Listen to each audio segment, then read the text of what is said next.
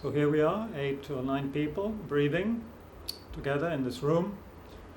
And we can be sure that of all the beings who are alive today on this planet, about 7.4 or so billion human beings are breathing in and out. Birds in the air, many animals in the ground, on the ground.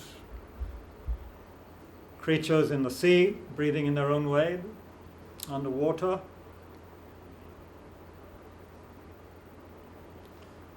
So of course, taking into consideration all of them, it is like infinite number of beings. What unites them all, from even the most rudimentary beings up to us, is some kind of sense of wanting to survive. And as we get higher up the chain, then also having a sense of wanting satisfaction and happiness in a mental way, not just the physical satisfaction of staying alive, which is, of course, in a sense, the primary one. So all of these beings, us in this room, everybody on the face and under this planet, wanting happiness. Please get a sense of what that actually means. They want to avoid unpleasant sensations and experience pleasant ones. So all of those creatures, from us to the creatures at the depth of the sea.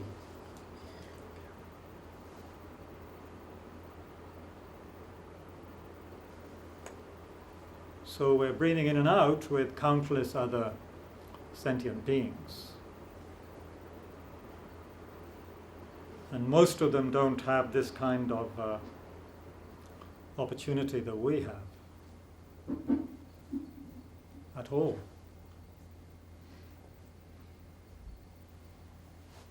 They have pain, they have mental and physical distress, and the vast majority have absolutely no methods of dealing with it in a skillful way. Not a single method, except to try for more and more short-term happiness.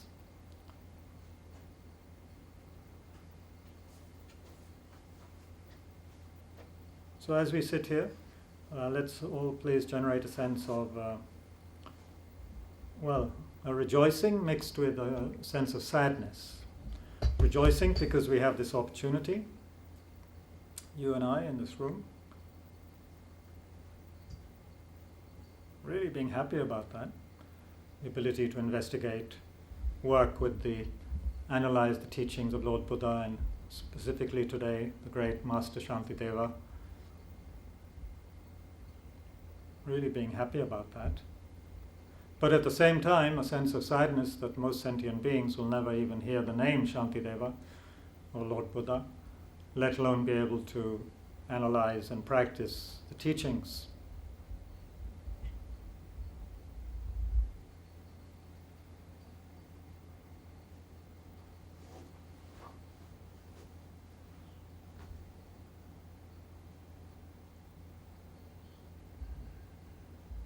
So let's also generate the aspiration that in our life we may be of some benefit to others as much as we can, and at the very least not create more confusion and pain for other people. Certainly not deliberately, and then also through greater and greater wisdom and skill, being able to ensure that we do not create confusion. Because often we create confusion and pain even when we don't want to, due to lack of skill and wisdom. So may we have not only the compassion, but the wisdom to be able to benefit.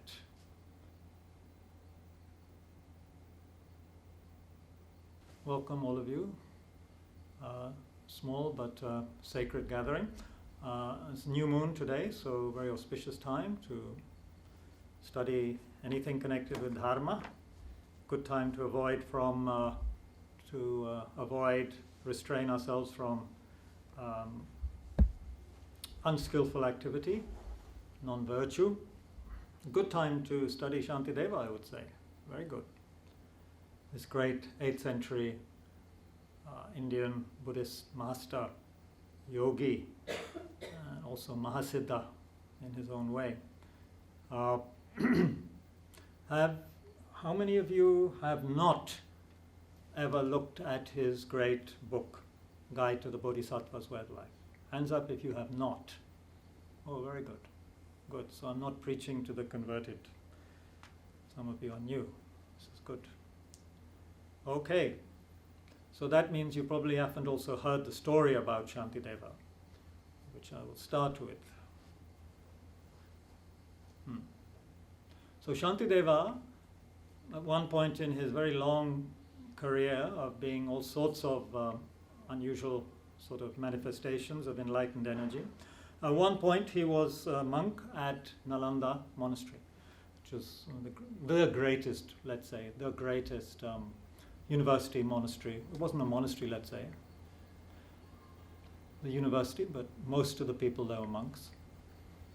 He found himself there sometime in the 8th century. And what our story concerns is the fact that the people who were studying with him, who were there at Nalanda at that time, were very upset with him. Very upset with him, because all they could see was Shantideva eating, sleeping, and going to the toilet. So obviously, if you're in this prestigious monastic university where people are coming from all over the world, and where the faculty, you could say, the teachers were of the highest quality, some of the greatest names, in the Buddhist world, were teaching there. People had a sense of pride in Nalanda, and they didn't want people just hanging out there, and getting free food or whatever, because most of it was sponsored, you see, by the local Maharaja, king, and so forth, whatever. So they didn't want people taking advantage of it, and all the monks, other monks and so forth, students could see was this Shantideva guy eating, sleeping, and going to the toilet. I said, what's going on? Who is this guy? We better make sure he doesn't stay here, because we can't have riffraff like this at our Nalanda, at our glorious Nalanda. It's like even here at Tushita, if we had someone who just comes here, to eat and sleep, or just hang out, or just lie down and start snoring, we would say, look, please, please don't come anymore. So anyway, they decided to humiliate Shantideva, to make sure he left. So they asked him to please give a teaching. They said, oh, you are a mature monk and all, you must be knowing so many things. Please give us a teaching. And they arranged a big throne for him, much higher than this one of the high teaching thrones, much higher than that one too. They arranged it very beautifully and requested him to teach. He gladly agreed. So he came, he got onto the throne. They were all rubbing their hands gleefully, with delight that at last we have a chance to humiliate this impostor of a student, who's really a disgrace to glorious Nalanda. So first thing he asked them was, do you want to hear a new teaching or an old teaching? So of course this must have made them even more delighted, thinking, what an idiot, he's really shooting himself in the foot, as we say in English. He's just, creating a big problem for himself. So they said, yeah, please give us a new teaching. So he gave this book, he gave this teaching, straight off, which has become an incredible Mahayana classic. Well, of course, he started teaching, and very soon they realized, of course, he taught it in Sanskrit, in Buddhist Sanskrit, slightly different from the Sanskrit used in other, in more Hindu texts, slightly different, but anyway, Sanskrit, and not Pali, Sanskrit. And they were amazed, and it is said that at a certain point, because he had certain spiritual powers, he began to levitate off the throne and disappear. So they said, please, please come back, but he'd had enough of Nalanda with its,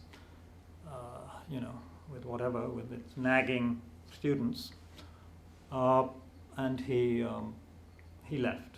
And you can read his life story, it's very fascinating. Did many things after leaving Nalanda. But he left the legacy of this amazing text. You might ask, how come they only saw him eating, sleeping, and going to the toilet? Well, that's an answer some of you may know. Some of you, if you are insomniacs, have problems sleeping. He wasn't an insomniac. He slept during the day, it was true. But that's because he stayed awake all night to study and do his meditation, because he was a yogi. He was a great being. Nighttime, as you know, some of you who may have done night work at home or wherever, is quiet, tends to be quieter. You're not bothered by all the people who come to your house to, sell things, or, the postman, or anyone. Everyone's asleep. So you can do your work, right? Anyone worked at night? I hope so. It's a great time to work, as long as you get time to rest in the day. So that's what Shantideva was doing, you see. He was up all night, meditating, and so forth. So, of course, he would need to sleep in the day, he would need to eat, he would need to go to the toilet, which is all the other people were seeing. Yeah. Okay, so that's a little bit of a story which the Tibetan Lamas and others like to tell about this great being. But as I say, if you want to read about his life, you can read about it. It's just a click away. Yeah, and there are some books also, obviously. If you still like paper and hardcovers. Okay. Right, so I selected some verses. We're not going to be able to go through all of them today, let alone the whole text. And even the verses I only chose up to the start of chapter 6, the famous chapter on patience. Of course, all of it's famous, but that particular chapter is very marvelous. But everything about this text is marvelous, if you ask me. And His Holiness the Dalai Lama teaches it again and again and again. And as it's mentioned, I think, possibly on the website and other advertising for this course, he said, based on this text, it's based on this text that I've developed any genuine compassion that I may have. So highly does he regard this text. He was given teachings on this text by some very special people, special beings, including one person, Kunu Lama Rinpoche, from Kinnaur district of Himachal Pradesh, a very, very great being, gave His Holiness the Dalai Lama teachings on this text, on this book by Shantideva. And that was a very important milestone, according to His Holiness, in his study and mental, spiritual development. He received those teachings partly in Bodh Gaya, upstairs in the upper part of the main temple. Those of you who know the main temple in Bodh Gaya, now you're not allowed to go upstairs to the upper shrine room, but we used to be able to go up in the past. That's where the Dalai Lama received teachings on this text from this great Kunu Lama Rinpoche, as he was called. Okay, there should be a copy somewhere, Pratima. 6 pages stapled together. Can you see it? है वहाँ? हाँ, ले लीजिए.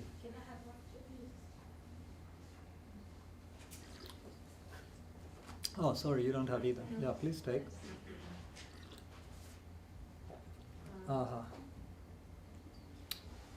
Where would we be without Tulsi? Holy Basil. Basil. Or Basil, as the Americans say. Basil. How do you pronounce the Swiss town? Is it Basel? The Swiss town? Basel? Anyway, I'm digressing. Okay, everyone has a copy of the text? Not text, just some selected verses. Just some that came to mind as I looked through the text online yesterday, hurriedly trying to prepare for this course. But I think whatever you choose in Shantideva is going to be worthwhile. these are some of the verses we can look at. So if we start, Whose translation is it? this is Bachelor. Oh, sorry. Yeah. So there will be a lot of capital letters in places where you feel they shouldn't be, but that's because in the book it's the start of the next line. That's why it's a capital letter. But of course, you can forgive that idiosyncrasy of grammar. Okay. The first verse is that I chose is the verse number 4 in the first chapter. Leisure and endowment are very hard to find, and since they accomplish what is meaningful for people, if I don't take advantage of them now, how will such a perfect opportunity come about again? So here Shantideva is talking about the preciousness of the human life, the human opportunity we have, which not everybody has, but which you and I have in this room, which means the leisure to investigate and practice the spiritual path. We have the time, we have the leisure, we have a human body which is fit, we have a mind which is operational. We're not, dumb, or we're not feeble-minded. We may not have an IQ of 150, but we're all intelligent enough to study and practice the dharma, or rather I should say we don't all have IQs of 200, or whatever that magical number is where you get admitted to a special group. But, we're intelligent enough to understand what is being said. And if we have the enthusiasm, then we might even practice. Why is it said that these leisure and endowments refers to other positive qualities we have, the fact that we're in a good environment, the fact that we have teachings at hand, teachers at hand, material at hand, facilities at hand. We're allowed to practice this kind of spiritual path where we live, and it's available, which it isn't all over the planet. Certainly wouldn't be available at the bottom of the ocean if we'd been reborn as a fish there or something. So definitely we have this opportunity as human beings to investigate and study and to have all the facilities necessary to do that. Now if you think of just briefly about what's happening in the world, they are hellish-like conditions that some beings are having to experience, and I think immediately of the war, say, in Syria, where aid workers, the very brave aid workers and medical people who are still there, refer to it as a hell. It's a hell, which is becoming ever more hellish with the aerial bombardment. And if you look at pictures, you see twisted metal and concrete with no trees, no vegetation, nothing. Of course, that's a media thing. Obviously, there are some trees and vegetation in Syria. But basically, women, children, and men are having to live in appalling environments. And, they don't know when, if they're living in certain cities, they don't know when the next bomb is coming, even if they're in a hospital. Anyway, we're not in that situation. Here we are in good old Delhi, in a cool place. Of course, there's trouble at the border. People like stoking up fears of a nuclear war, but I doubt that'll happen, so don't worry.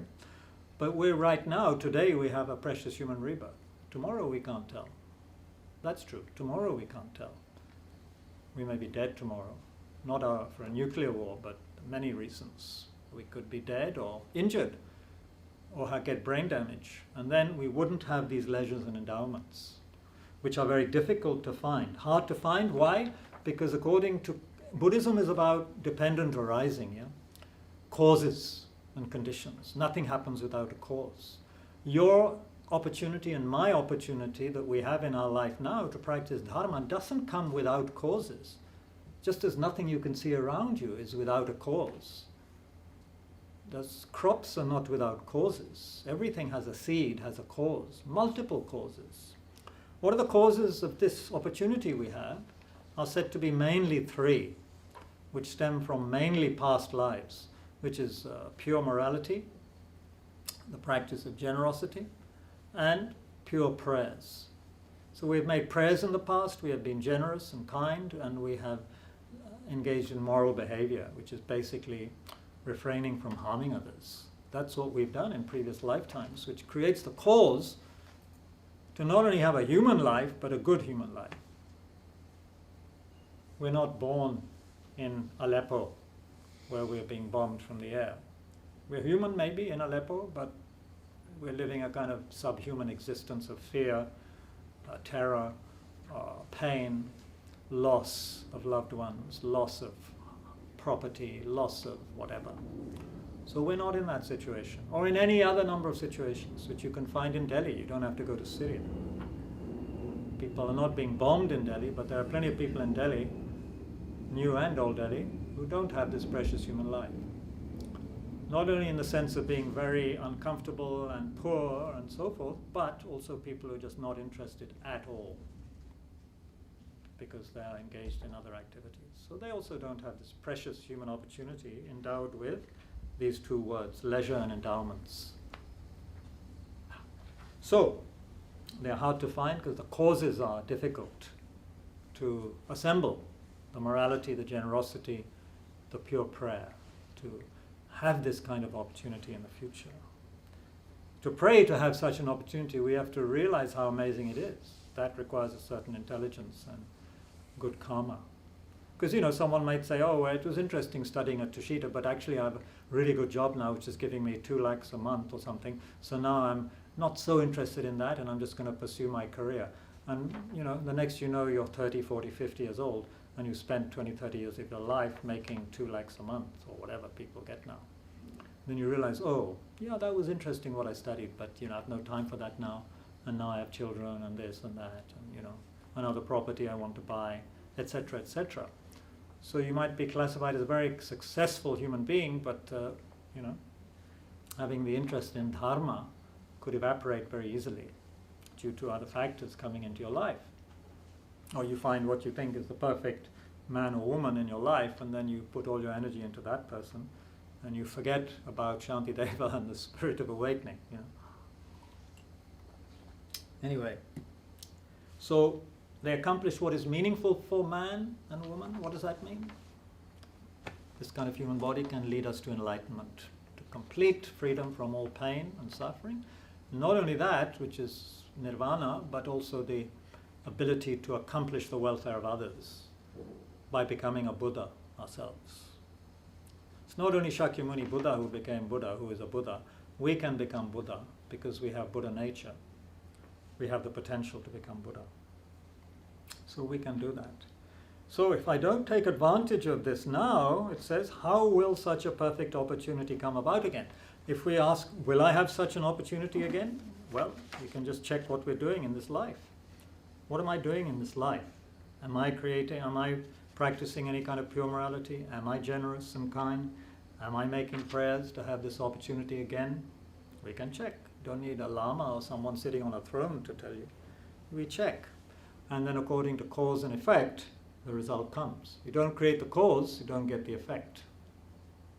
Create the cause, you can get the effect. Pretty much. Other things being equal, as we say. If we don't destroy those causes, if you do something beneficial and moral and generous, but then you regret it, then that reduces the effect of that positive karma. So, so long as we behave in a certain way and are happy about it and rejoice in it, then we create more and more positive energy by rejoicing in it. And we'll be looking at rejoicing in a little while. Okay, much more can be said on each verse, and I have books here which I'll recommend, which you should read if you get interested in this marvelous text. Just as a flash of lightning on a dark, cloudy night, for an instant brightly illuminates all, likewise in this world, through the might of Buddha, a wholesome thought rarely and briefly appears. This is referring to the fact that Shantideva is saying that positive energy, moral conduct, being kind and generous and having nice thoughts about people and things is rare.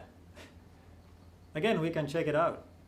Of course, it's hard, It would be great or terrible actually, if there was a machine that could record every thought we have in a day. But then we could count up how many were really positive, fruitful, well-intentioned thoughts, how many were neutral thoughts, how many were useless thoughts, and how many were basically negative thoughts. We could check. He's saying that just like lightning briefly illuminates all, likewise a wholesome thought rarely, very rare for it to appear. You may disagree, you may agree, but check. rarely and briefly appears. Through the might of Buddha, that's interesting. Why does he say through the might or through the power of the Buddha? You know? I guess he's saying that for these really wholesome thoughts, which he's going to talk about more in this text, you really need a Buddha, an awakened person to teach you even how to have such thoughts. Most of our so-called positive thoughts are quite mundane and, you know, more concerned with our own happiness and the happiness of a few people around us, you know, or people who are helping us already, our friends. We have positive thoughts about them maybe, together with other competitive, jealous thoughts as well, but basically we might have quite a few positive thoughts about friends, relations, mother, father, you know. Even maybe some employees who are working well, or somebody who wasn't nice to one before but is being nice to one now, so one has some nice thoughts towards them. But compared to the useless, neutral and negative thoughts, by useless thoughts I mean repetitive, often anxiety-driven thoughts, you know, or just repeating things in our mind without any real benefit from that repetition, you know. So those kind of thoughts far outnumber, Shantideva is saying, the really meaningful, virtuous thoughts of benefiting others, of creating, you know, the causes for nirvana and enlightenment. But again, this can be has to be investigated. Always remember what Buddha said. Whatever is said by a teacher or by him has to be checked, doesn't it? Can you remember what he said? Anyone? Which example he gave? Goldsmith. And there were 3 things he said the goldsmith does to check. What's that? Cutting, rubbing, and melting. Yeah, cutting, rubbing, burning, melting, you know, like that. So we have to cut, we have to analyze, we have to think about it, you know, cut. But, you know, in the fire of our intellect we have to work with things, you know. We have to bake these ideas in the oven of our minds, if you like, to